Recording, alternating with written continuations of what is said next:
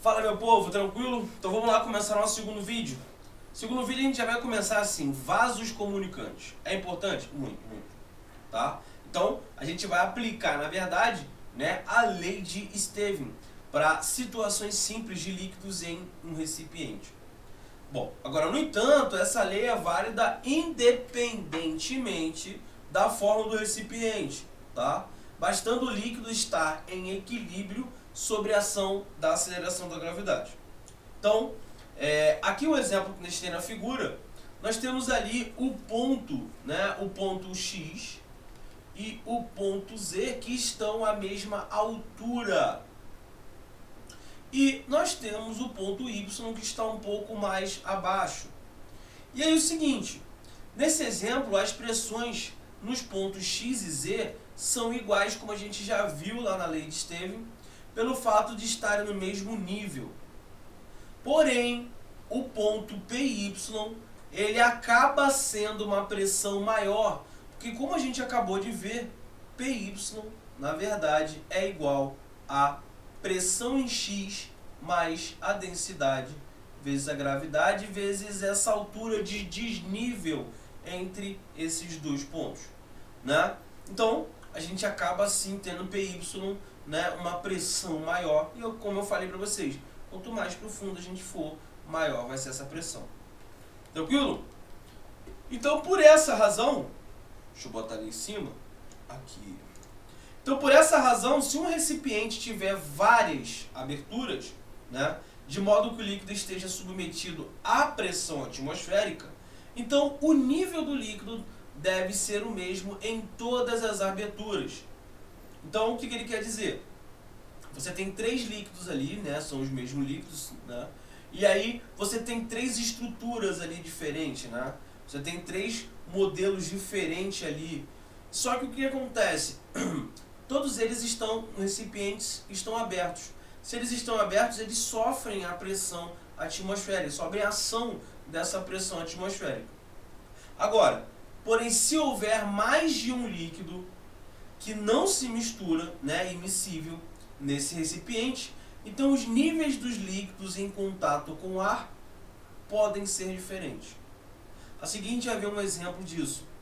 Então, quando a gente fala de líquido immiscível, a gente está dando um exemplo água e óleo, tá? A gente está dando um exemplo água e óleo. E aí, vamos fazer um exemplo? Vamos fazer um exemplo? Aqui tem um exemplo de líquidos não miscíveis. Então é o seguinte, o recipiente representado na figura a seguir tem um formato em U e contém dois líquidos, né, immiscíveis em equilíbrio. Então ali a gente tem a água, né, com densidade tal, o óleo com uma densidade tal, e a gente sabe que a coluna de óleo mede, né, 20 centímetros. Vamos calcular o desnível entre as duas superfícies, né, livres do líquido. Então, tecnicamente, como é que a gente faria isso? Né? Como é que a gente vai fazer isso? Do lado de cá a gente tem uma situação, do lado de cá a gente tem outra. E aí a grande brincadeira. A grande brincadeira é que a gente vai fazer isso aí em sala, galera. Tá? Então, prestem bem atenção no vídeo, entendam a situação do vídeo. Na hora da nossa aula mais tarde, a gente vai fazer isso aí. E aí vai ficar muito mais simples para eu explicar isso aqui para vocês. Nós fazendo, né, todos nós ali fazendo devagarzinho e tal, e aí eu já vou incrementando a parte teórica, caso haja alguma dúvida. Beleza? Então, vamos fazer isso aí na aula. Agora, vamos falar da validade da lei de Stevin. Não, mas como assim? Já provou, o cara é sinistro, para que vai ter uma validade? Calma. A validade da lei de Stevin depende da densidade do fluido. A gente já viu que quando fala de fluido, o fator ali, densidade, é importante. Uma condição é que a densidade deve ser a mesma em todas as porções do fluido. Tá? Em todas as porções do fluido. No caso do líquido, em geral, essa condição é verdadeira, devido à resistência que existe para comprimir um líquido. Agora, os gases, como eu já falei separadamente, né, os gases, no caso, né, a sua situação acaba sendo diferente.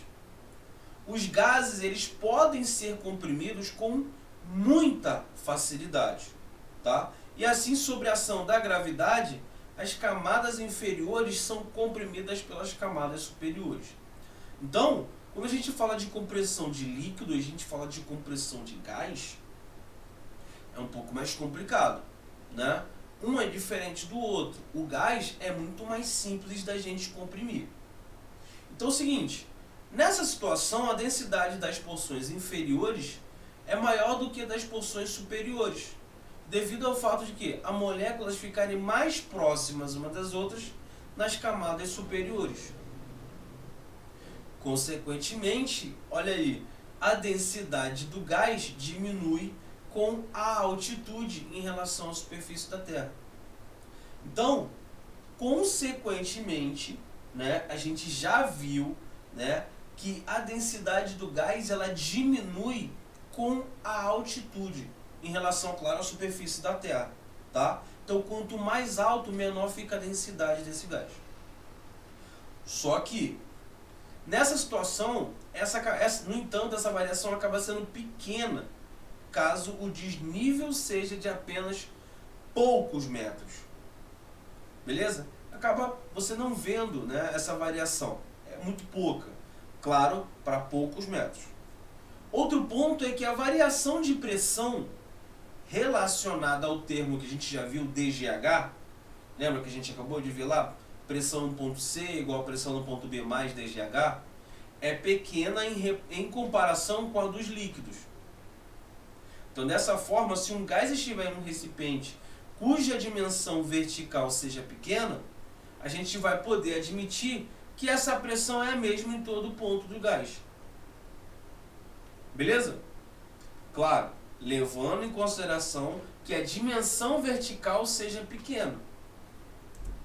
E aí, princípio de Pascal, né? Que eu chamo de Pascal, nosso professor Pascal ali, nosso mestre Pascal, na verdade é princípio de Pascal. Então, o matemático, físico, astrólogo, sinistro, médico, tudo, né? Nosso querido Pascal, ele enunciou o seguinte princípio, um importante trabalho, né, que ele fez lá sobre o equilíbrio dos nossos líquidos.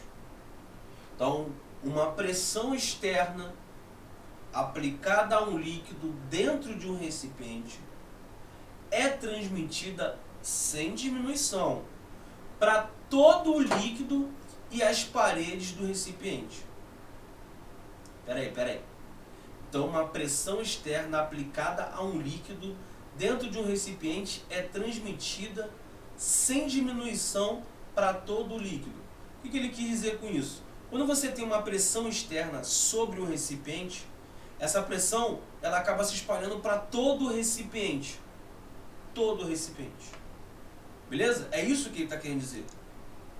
Então, basicamente, você aplicou uma pressão ali, né, a um líquido dentro de um recipiente, você vai acabar transmitindo, sem diminuir, tá, essa pressão, para todo o líquido, né, e para a parede também do recipiente. E aí a gente volta naquela situação do vídeo anterior, em que quando você tinha aquela pressão, aquela força exercida dentro do recipiente, perpendicular à parede do recipiente, né? Você viu que naquele ponto de equilíbrio onde havia aquela pressão, você tinha várias pressões ali. Então, acabavam sendo transmitidas sem diminuição para o líquido e também para as paredes do recipiente. Então, o princípio de Pascal fala basicamente isso. E aí a gente vai ver os detalhes desse resultado no exemplo a seguir. Olha que interessante. Isso é um exemplo, tá? É um exercício. Mas a gente vai acabar trabalhando com o princípio de Pascal. Tá? A gente vai pegar esse exemplo, vai resolver, né? A gente vai pegar ali e jogar as informações que a gente acabou de ver no princípio de Pascal. E a gente vai acabar gerando uma formuleta, que essa formuleta bonitinha vai ser, na verdade, né, quando a gente estiver falando de pistão. A ideia de pistão. Beleza? Ou êmbolo. Tranquilo? Com certeza vocês já viram falar desse tipo de questão. Mas vamos lá. Ele fala que a figura a seguir representa o esquema de um sistema hidráulico, sendo que os êmbolos x e y têm massas desprezíveis. As áreas, né, de x são 20 cm² e a de y 50 cm². Uma força Fx é aplicada sobre o êmbolo, né, x, que é imediatamente sentida no êmbolo y, com intensidade de força igual a Fy. Supondo que a força aplicada a Fx é de 60 newtons, vamos calcular Fy? Beleza. E aí, como é que a gente vai fazer isso aqui? O que a gente precisa imaginar aqui? É mais simples do que vocês imaginam. Então, olha só. Pelo princípio de Pascal, o que a gente viu? Que as pressões em x e as pressões em y, né? A pressão em x e a pressão em y tem que ser a mesma. Né? A gente já viu isso com relação. Por quê? A gente vai ter aqui essa força aplicada e nós temos o mesmo líquido e essa pressão sobre o líquido, ela vai ser, né, supostamente ali dividida irmãmente, sem perda, para todo o líquido e para para toda a parede do recipiente. Então essas pressões acabam tendo que ser iguais. Beleza. Só que a pressão, a gente já viu que é força sobre área, né? E aí a gente acaba vendo que Px é Fx sobre a área x. E Py acaba sendo a força em y sobre a área y. Bom, aqui a gente já criou uma formuleta, né? A gente já cria uma formuleta com relação a esses êmbolos aqui, para esse tipo de situação. Força de um sobre a área, né, desse mesmo é proporcional à força do outro sobre a área do outro. Ou seja, Px igual a Py. Princípio de Pascal. E aí, galera, fica mais simples, né? A força é Fx 60. E aí a área? A área vai ser 20, né, centímetros quadrados. Então isso aqui é 20 vezes 10 a menos 4. Não vou multiplicar ainda. A nossa Fy está aqui. E a nossa área y é 50 vezes 10 a menos 4. Por que eu não multipliquei? Porque eu sou malandro, né? Cortou, cortou. Beleza? E aí a gente vai ter isso aqui, ó. Posso simplificar. 2 Fy é igual a 6 vezes 50. Fy é 6 por 2, 3. 3 vezes 50, 150 newtons. E aí você imagina, né? Ué, calma aí. Será que tá certo isso aí? Vamos dar uma analisada nisso aí. Será que a força ali em Fy vai ter que ser maior? Então. E é isso que acaba acontecendo. Então prestem, né, atenção que para uma área pequena, Fx, 20 ali, né, 20 centímetros quadrados, eu apliquei uma força que, se eu tivesse que aplicar, né, ela vai dar uma reação em y, que tem área maior, uma força bem maior. Ou seja, vamos supor que você tivesse ali um carro, tá? Vamos supor que fosse um carro de 150 quilos, naquele êmbolo ali. Você, né, 150 quilos ali está um carro.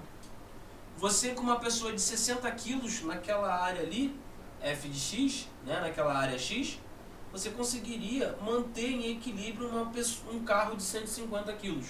Exemplo, tá? No Fy. Então, para uma força pequena, uma área pequena, eu consigo gerar uma força maior sobre uma área maior, já que as pressões têm que se manter. Beleza? Esse é o princípio de Pascal, esse é o princípio lá do êmbolo que a gente sempre fala com relação, né, a êmbolo. É isso aí. Tranquilo? Beleza? Então vamos embora. Pressão atmosférica. Então vamos fazer o seguinte, deixa eu diminuir aqui rapidinho.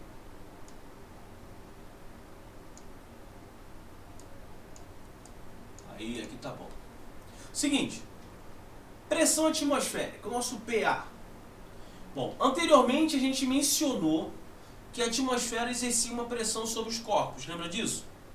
A gente falou lá no recipiente aberto, nos vasos comunicantes, a gente falou da pressão que estava sendo exercida ali. Então, próximo à superfície da Terra. Então, no entanto, como é possível medir essa pressão? Você sabe que tem essa pressão, beleza, mas como é que você faz para medir isso aí? Bom, um dos modos, né, de medir a pressão atmosférica foi através do experimento por nosso querido Torricelli. Aquele lá, Torricelli, equação de Torricelli. Então, esse cara aí, tô falando, o cara era sinistro. Brabo, os caras eram muito bravos. Primeiramente, o que Torricelli fez? Ele encheu um tubo de vidro de aproximadamente 1 metro com mercúrio.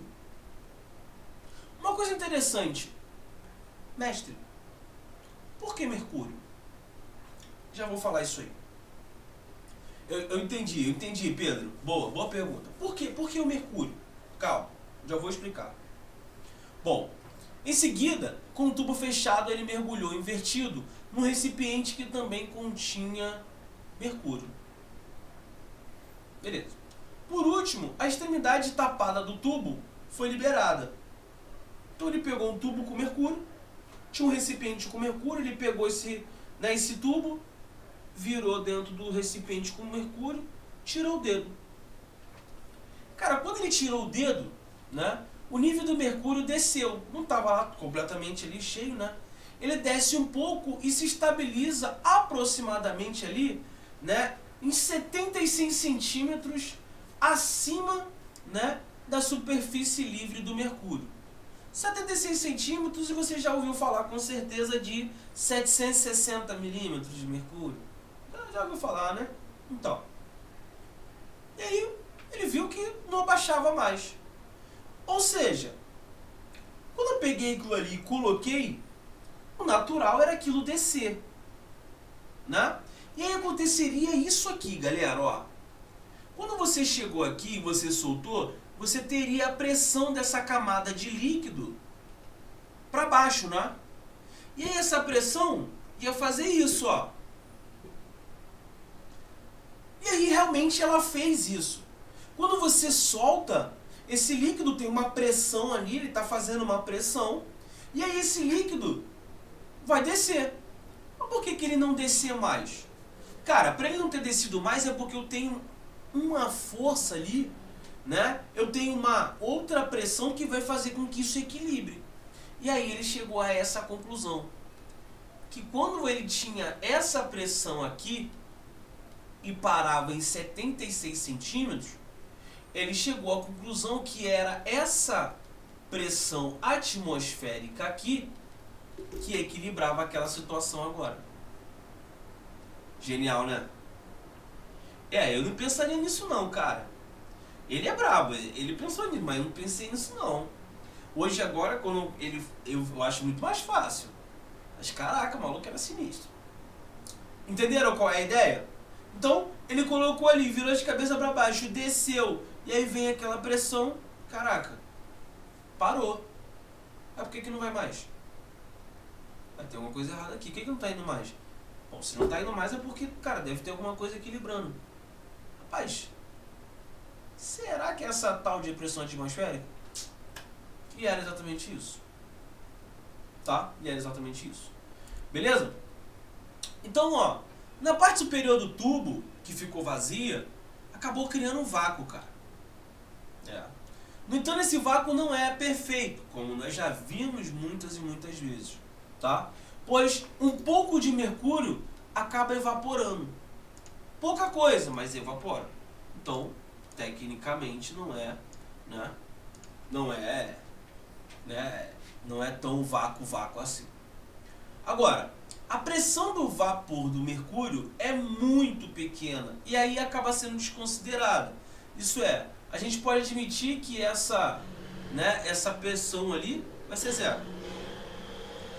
Agora, a interpretação que foi dada por ele, né, Torricelli, sobre o resultado é que essa coluna de mercúrio é mantida nessa altura devido à pressão atmosférica no líquido do recipiente.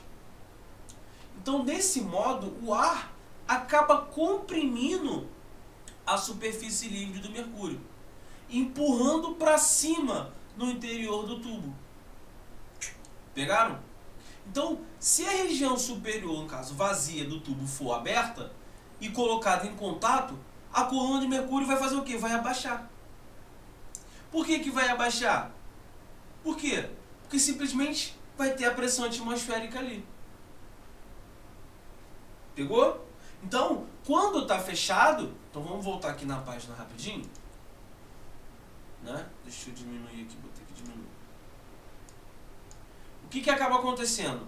Você tem essa coluna fechada, né? A coluna está aqui, ó, fechada, bonitinha, ó, bem aqui, fechada. A pressão atmosférica está mantendo esse equilíbrio aqui, ó, podem ver. Se você abre isso aqui, o que acontece? Você acaba tendo contato com a pressão atmosférica. Então essa coluna vai descer. A pressão aqui, ó, atmosférica, vai fazer com que esse líquido desça. Beleza? Tranquilo. Agora eu posso aumentar? Posso aumentar. Então vou aumentar aqui. Beleza. E aí, e aí ele botou a coluna do ar da baixar. Então, o valor de 76 centímetros de coluna de mercúrio foi o valor observado no nível do mar. Como dito anteriormente, essa pressão atmosférica diminui à medida que nos afastamos da superfície da Terra. Por exemplo, em Campos de Jordão, situado a 1.800 metros acima do nível do mar, a altura da coluna de mercúrio mede apenas 61 centímetros. Então, a unidade de pressão que não pertence ao SI... Então, ó, deixa eu mostrar aqui para vocês. Não pertence ao SI, chamada de atmosfera, é definida assim. Ela não pertence ao SI. Então, prestem atenção.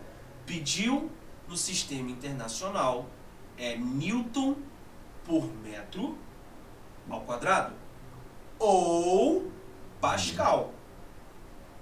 A atmosfera não pertence ao sistema internacional. Então, um ATM é a pressão equivalente a exercida por uma coluna de mercúrio de altura 76 centímetros. A temperatura de 0 graus Celsius no local onde a gravidade é o nosso G, 9,80665. Então, um ATM, 76 centímetros de mercúrio ou 760 milímetros de mercúrio, como eu havia falado para vocês. E aí, Pedroca, meu querido Pedro, olha esse exercício. Se Torricelli tivesse usado água ao invés de mercúrio para fazer o seu experimento de medida na pressão atmosférica, qual seria a altura da coluna de água correspondente a 1 atm? Então vamos fazer isso aqui? Não custa nada, vamos fazer isso aqui. E aí, fazendo isso aqui, eu tiro a tua dúvida.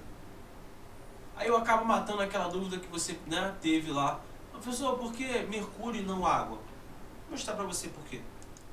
Então vou desenhar aqui o seguinte, ó. Aqui meu recipiente.